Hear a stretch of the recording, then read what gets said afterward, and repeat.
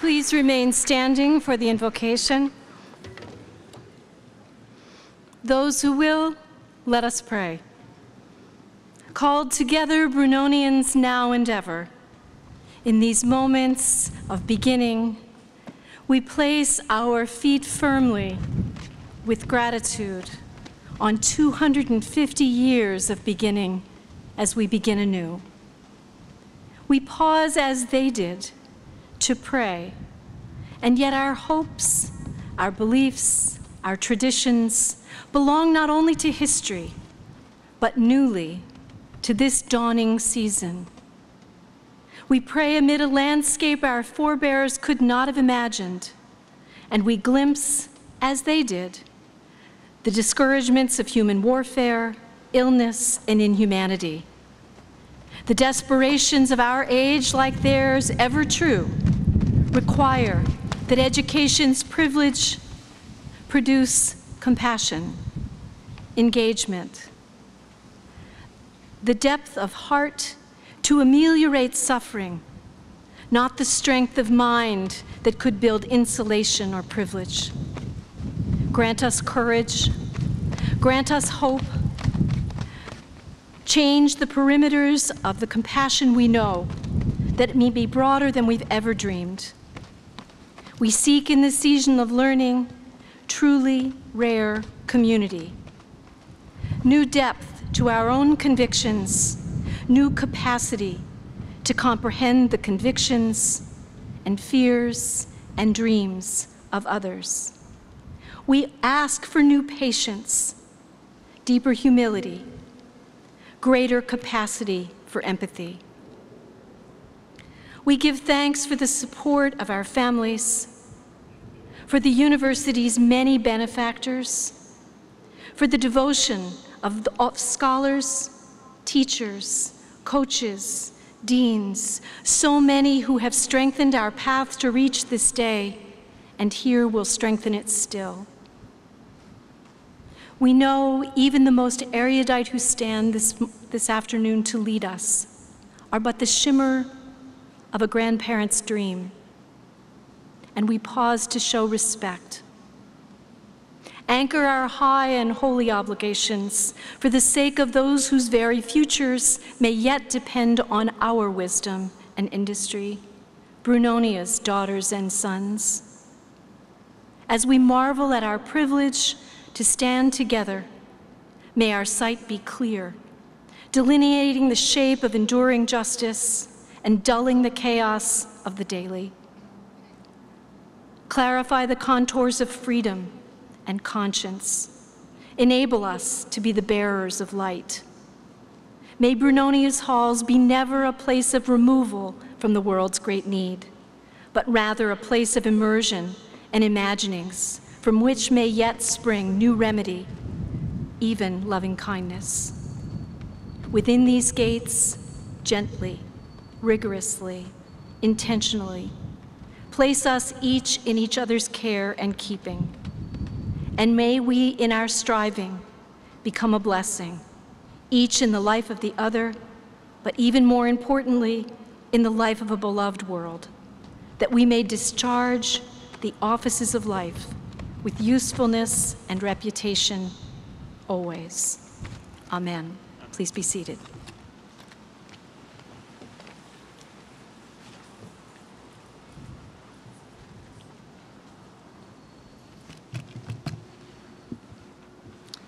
Chancellor Tisch, Emeritus Chancellor Joukowsky, to my faculty colleagues, to the parents, alumni, family, and friends who are here, and especially to our students, it is my great pleasure as president of Brown University to declare the 251st academic year open.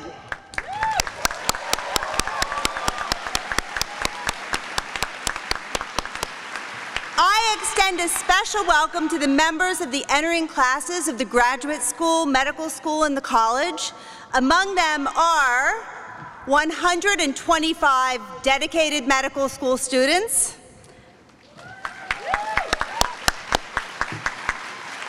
6 678 exceptionally talented master's and doctoral students, 4 brilliant RUE scholars, 51 incredibly wise transfer students, and of course, 1,562 exceptional first-year students who helped to make up the phenomenal class of 2018.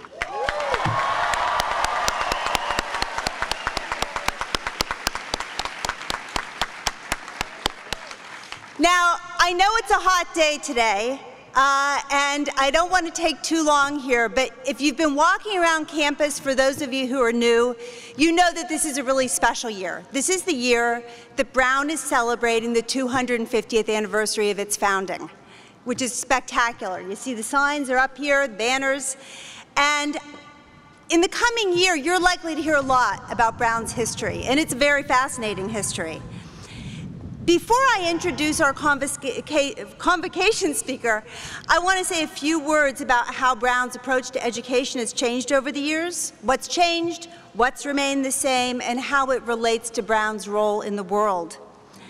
I want to start with the curriculum, which most definitely has changed. Consider what a Brown student, an undergraduate, because that's all we had then, would have encountered in the college's earliest years. Martha Mitchell, in the Encyclopedia Brunonia, a great online resource, describes the original curriculum as being somewhat limited in range. This is a drastic understatement. In the late 18th century, Brown students moved in lockstep through a rigidly defined set of courses. The idea of an elective had yet to be invented. The first year of study was Greek and Latin. That's it. Rhetoric, geography, and logic were added in the second year.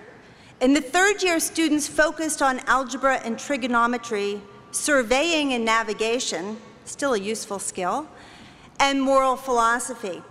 The fourth year concluded with, quote, some history and a review of the previous years. How many of you would have come to Brown had that been the curriculum? One hand, great. You can still do it, actually, if you want to. In 1850, Brown University President Francis Wayland, confronted with declining student enrollments and a very precarious financial situation, argued that the Brown curriculum was so out of date that it was driving away prospective students. He called for complete re-engineering of the curriculum so that students could learn the skills that they needed in what was really a rapidly industrializing society that America had become. In a report to the Brown Corporation, Wayland recommended the creation of new courses in optics, astronomy, political economy, and the principles of agriculture. He took the radical step of calling for the abolition of requirements, stating that, quote, the various courses should be so arranged that every student might study what he chose, all that he chose, and nothing but what he chose. Now, what's less well quoted, and people quote that statement a lot of Wayland's, he followed this with a statement that said, the faculty, however, at the request of a parent or guardian, should have authority to assign to any student such courses as they might deem for his advantage. So much for freedom of choice. Wayland's ideas were never fully implemented, but they did foreshadow the curriculum that we have today for our undergraduates. In the late 1960s, 2 Brown students, Ira Magaziner and Elliot Maxwell, led a reform movement. The goal was to provide students with the best possible liberal education, one that cultivated independent thought, rigorous thought. The famous open curriculum at Brown had no distribution requirements and no core curriculum. To encourage students to take subjects that might feel foreign, intimidating, scary, students could take as many courses as they wanted on a pass-fail basis. And while there have been modifications over the years, the Brown students continue to be given remarkable freedom. And it's clear that students love this approach. With an acceptance rate of less than 10%, Brown is clearly not suffering from the declining enrollments that plagued the university at the beginning of President Wayland's tenure. So that's one thing that changed. The Brown community has also changed since Brown's early days. In the beginning, Brown took a remarkably open approach to religious freedom, which created an inclusive community, at least defined in the terms of the day. The Brown Charter included the path-breaking statement that students from all religions were welcome to study at the college. Still, the list of students who were not welcome, although not enumerated in the charter, was rather long. It included women, so much for half of you, atheists, I don't want to know, African Americans and members of other minority groups. I don't know when the rule that atheists were prohibited was dropped, but the first two African Americans didn't graduate from Brown until 1877. The Women's College at Brown, later named Pembroke College, opened in 1891. So it was a pretty similar group for a long period of time. Things have progressed since then, and just look around this green. You will see men and women around you who represent the breadth of this country and this world. What's less readily apparent are the diversity of views and interests that the people around you have. These often defy stereotypes. Brown's College for Women initially focused on preparing students for the profession of teaching. It devoted very few resources to women's sports. The woman sitting next to you today might well be an aspiring astrophysicist, a rugby player, we just made that a varsity women's sport, or she could be both. The student on your other side might be interested in neuroscience or the digital humanities, two subjects definitely not covered in 1765. Our student body includes veterans, parents, liberals, and conservatives, and individuals from every point of the very wide income distribution that exists in this country and across the world. We still do have some way to go. Our faculty does not yet fully reflect the makeup of the world in which we live, but it's clear that the Brown community today is much more true to the ideals of openness and inclusion that were expressed in Brown's charter. So, the Brown curriculum's changed. The Brown community's changed. I haven't talked about the campus, but there's no doubt that it's changed. So it's worth asking, what stayed the same? What keeps Brown being Brown? And I believe that the constant is Brown's culture. Since its inception, Brown has embodied the ideals that were central to the founding of Rhode Island: openness, tolerance, and intellectual freedom. Not always perfectly executed, but still central ideals.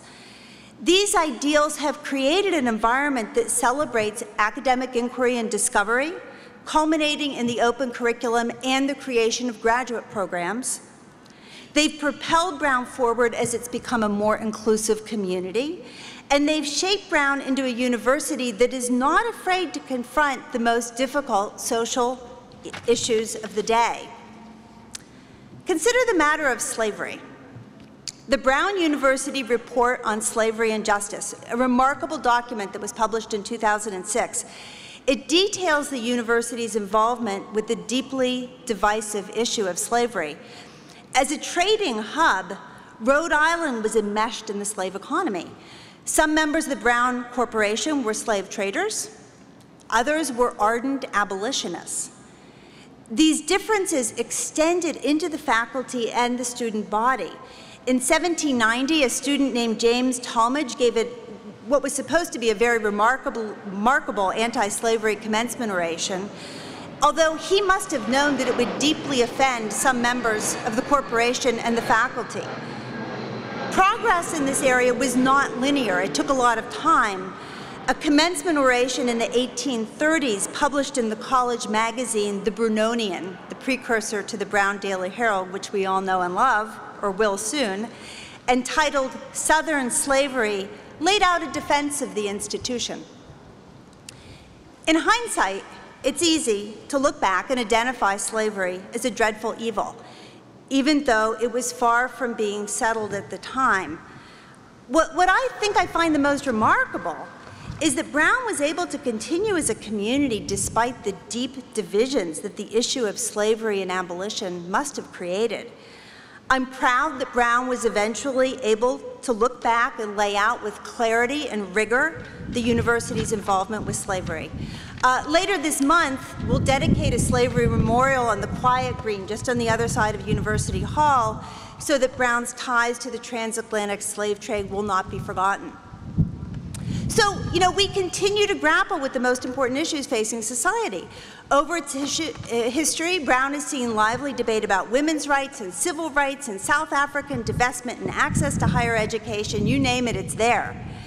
Just last year, we had intense discussions about responses to climate change, the treatment of minority communities by police in American cities, and the best way to protect individuals from the horrendous experience of sexual assault. When I think of what we saw in the world over this past summer, just think about it, from the raw pain that was coming out of Ferguson, Missouri, and the seemingly intractable and complex situations in various parts of the Middle East, I know that we're going to have a lot to discuss this year. These topics aren't easy, but we have to confront them. Universities are designed to be places where new and sometimes conflicting ideas about social and political issues are expressed and evolved. The social and intellectual diversity of our community, which we cherish, is certain to produce strongly held and often divergent points of view. We would disagree a whole lot less if we were all the same, but I don't think that's what we want here. Without question, if we do this well, you'll interact with people at Brown who see the world very differently from you. At times, you will and you should feel very uncomfortable.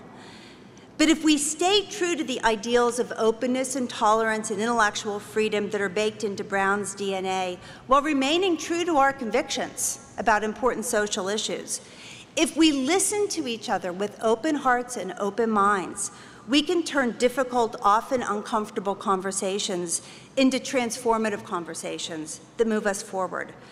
I hope to join you in these conversations in the coming year.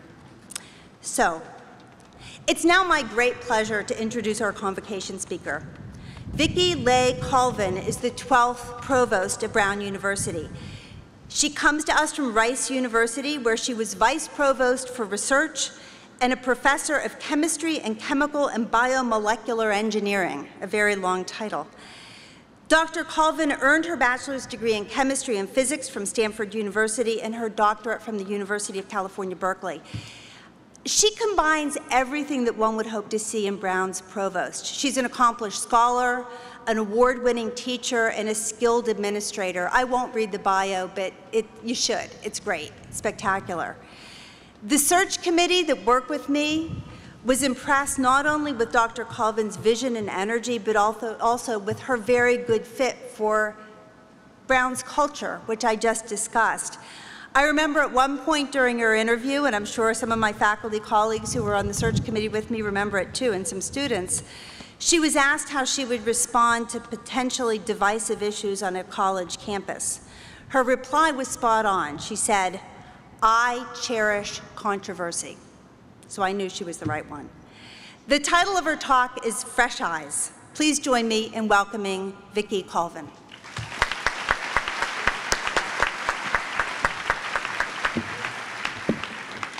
Thank you, President Paxson, for the introduction. I am so excited to be here. I can't tell you. Like you, I'm new to Brown, and I've just really enjoyed getting to know the campus.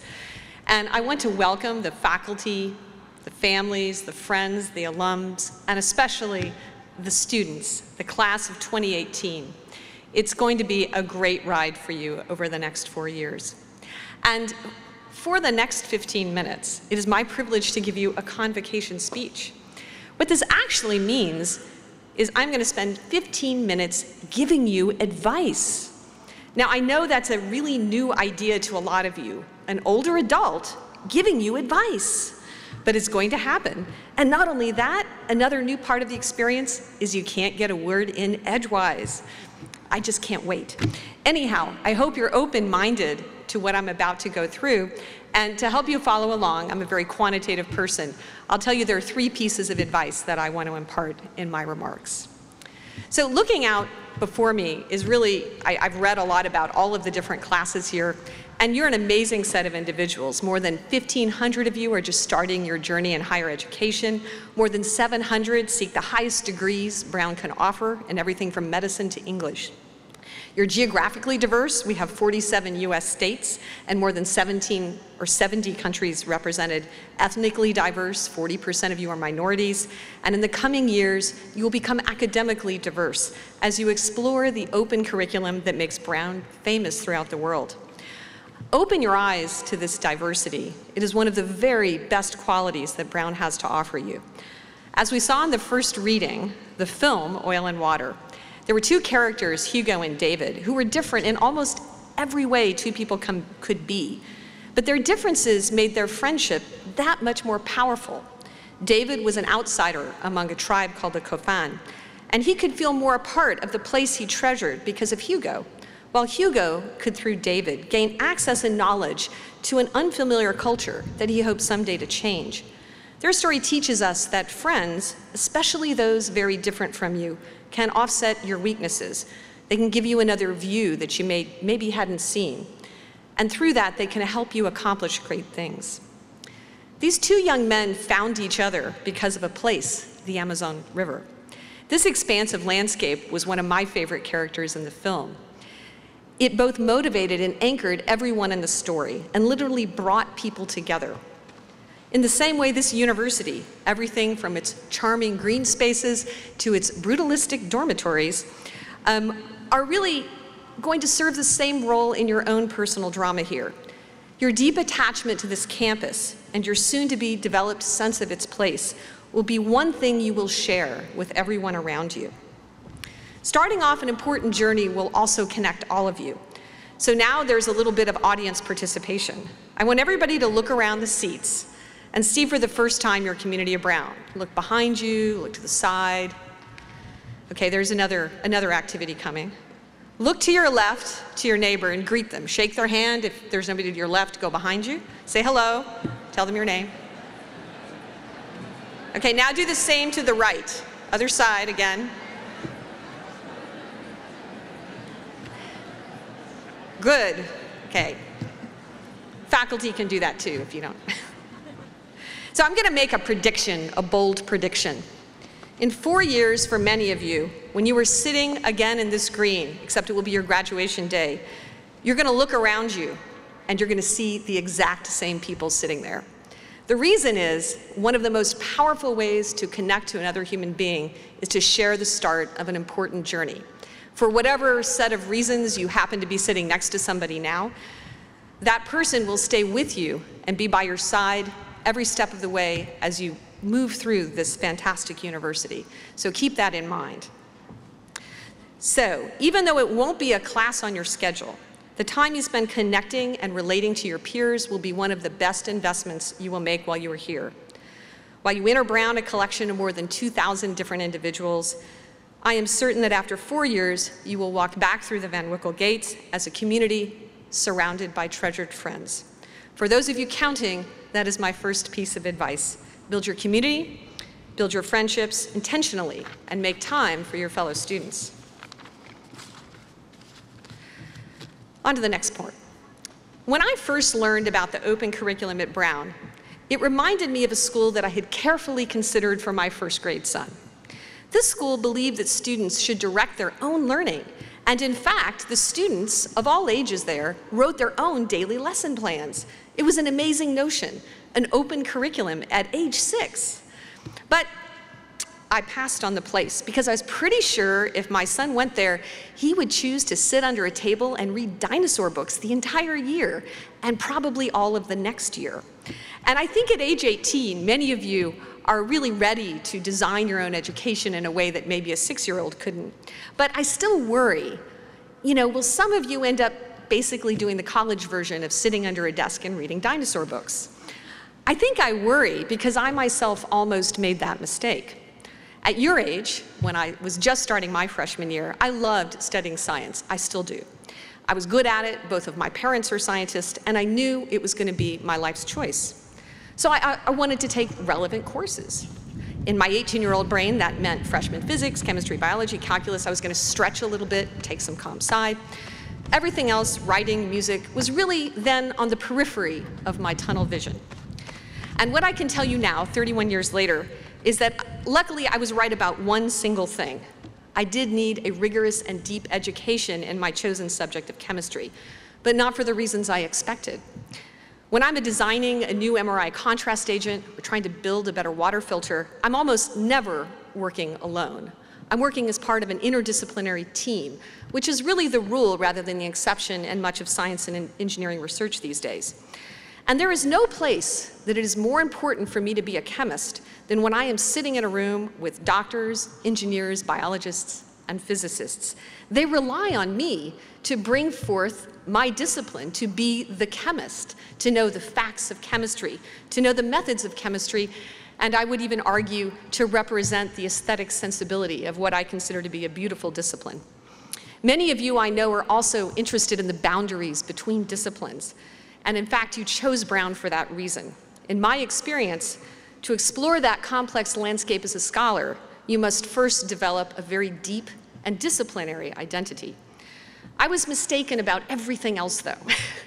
My first mistake in thinking about what I would choose as a student was not understanding what my eventual career would demand of me. I took way too many science and math classes, for example. What really mattered to me later, as I started writing scientific proposals, was a suite of journalism classes I had taken on a lark, because they taught me how to write for audiences that were going to read quickly and wanted to see their first point up front. And as provost, I think that it might be my time as a food manager of a large controversial or a large vegetarian co-op on the Stanford campus that may be the most relevant experience for me now. My second mistake, and probably more profound mistake, was thinking that college was simply about preparing for a career. If you let it, your education here will enrich your life for years to come. My courses in politics and literature, philosophy and music keep revealing new layers of meaning and having impact on my life now 30 years later. For example, in Shakespeare's The Tempest, I initially, at your age, found the story of Prospero trying and failing to control nature and his young daughter comical. Now, as mother of a teenage daughter, the story has a very different meaning.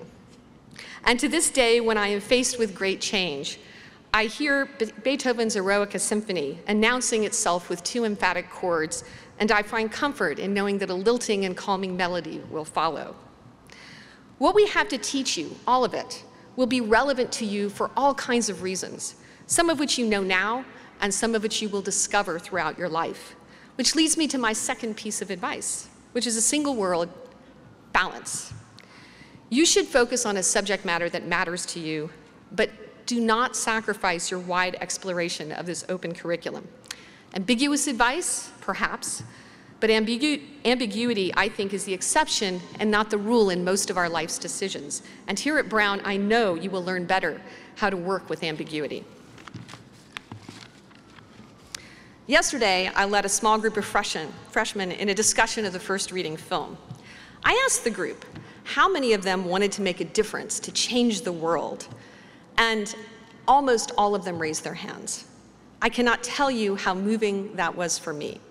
Many of you, I know, have that ambition to change the world, and boy, do we need your help. This is because the global challenges we face in this century are incredibly hard, but incredibly important problems to overcome. Some of them include, how can we provide clean water and basic health care for the world's citizens? How can we eliminate conflict among nations? And as introduced in the film, how can we equitably and safely produce the energy the world demands? The classes you take at Brown will teach you to appreciate the deep complexity of these problems and others. They will also teach you about the many ways people have tried to solve these grand challenges. You will probably conclude, as I have, that my generation and the ones before have had at best modest success at really handling these incredibly important problems that now are before you. Do not let our failures hold you back in any way from your ambitions. I know that you can tackle these challenges, and I think with far greater success than those who have come before you. This is because you are young and because you see the world and its problems with fresh eyes. In the film, for example, we see a young David working with lawyers to right a wrong in Colombia because he had not yet learned that he could not. He had the youthful gift of inexperience. An older, more seasoned person may dismiss him as a naive child. But to tackle the really incredibly hard but incredibly important problems of our time, you will need to stay just a little bit naive. You also bring to the world a very special generational perspective. You are the last children of the 20th century. How you see the world is shaped by the distinctive challenges, discoveries, and social trends of that time. You've grown up in an age of near instant communication anywhere, anytime. You've grown up in an age where cameras have no film, where communities can form without anybody ever meeting in person, where information is easy to come by. What's hard is figuring out what to do with it. While I cannot tell you how your unique vantage point will help you see problems differently than I do, I am certain that you can find new and unexpected solutions to any problem that you care deeply about. And again, going back to the first reading, we see David as an example of that. After trying the old generational way of using the legal system to try to fight the wrongs in Colombia, he realized he had to work with the oil and gas companies in some kind of partnership. I think that novel idea could only have come to somebody who was relatively young and hadn't had a lifetime of experience with the energy industry. His second insight was to adapt the standards for sustainability also to the energy industry. To me, that seemed like a really out-of-the-box idea.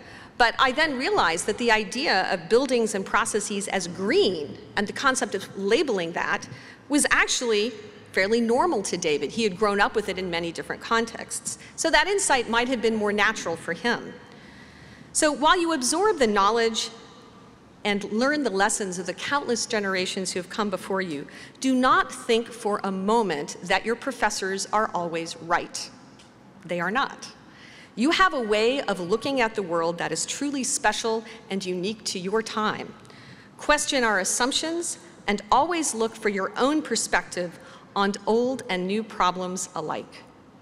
So for those of you counting, we are now done with the advice portion of the speech. The 3 pieces of advice were make friends, be both deep and broad in your choices, and question your professors. And when there is a quiet moment in your schedule, take a deep breath. And remember that this is a very special time in your life.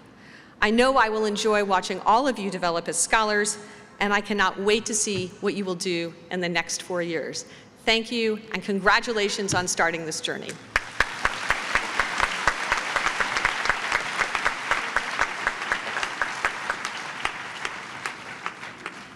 Thank you, Dr. Colvin. I would like to do something now. Does everybody have their program? Okay, this is really important. On the program is the Brown Alma Mater. This is your first test. By tomorrow, you should have memorized it. I'm joking. But we are going to join with the higher keys and sing the Alma Mater to lead us out. Before we do that, I just want to say, welcome. It's terrific to see you. I can't wait to spend the year with all of you. And have fun in the next days as you start your classes. So thanks. Put it on. Yeah, everybody rise. Rise, rise, rise.